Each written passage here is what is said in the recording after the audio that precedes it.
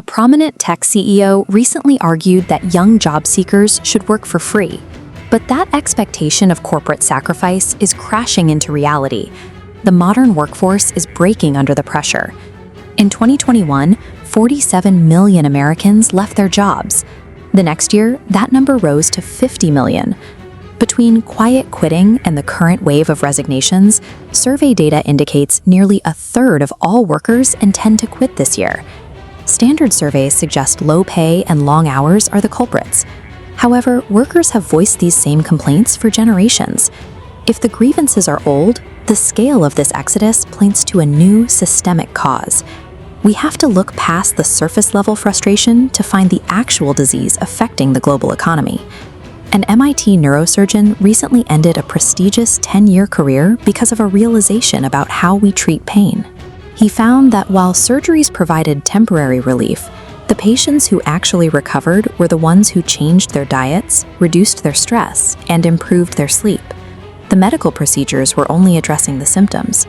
The medical system is built to bill for the surgery, not for the lifestyle changes that would prevent the need for the scalpel in the first place. Fixing the root cause actually works a surgeon out of a job. This diagnostic failure mirrors our approach to the workforce.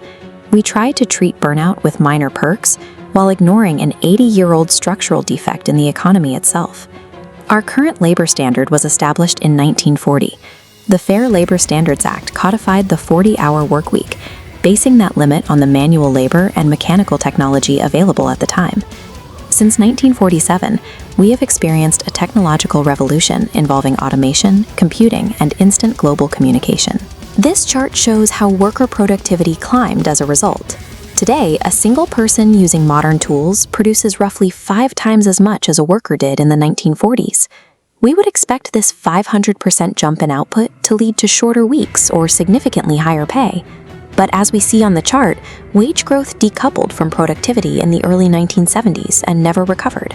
Modern employees are delivering 5 times the output of their predecessors, but the financial upside of that efficiency is no longer reaching their paychecks. Specific policy choices initiated this split, starting with the 1947 Taft-Hartley Act, which limited the power of labor unions to negotiate for a share of that growing productivity.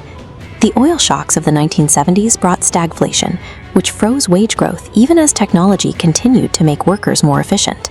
In the 1980s, the corporate focus shifted toward deregulation and maximizing shareholder profit at the expense of worker security in industries like trucking and aviation. The 1990s introduced globalization through treaties like NAFTA, which forced domestic labor to compete with lower-wage international markets. The pressure on wages increased in the 2000s when China entered the World Trade Organization, further shifting manufacturing and labor costs overseas. Today, the gig economy represents the final stage of this trend, maximizing worker efficiency while stripping away traditional employment benefits.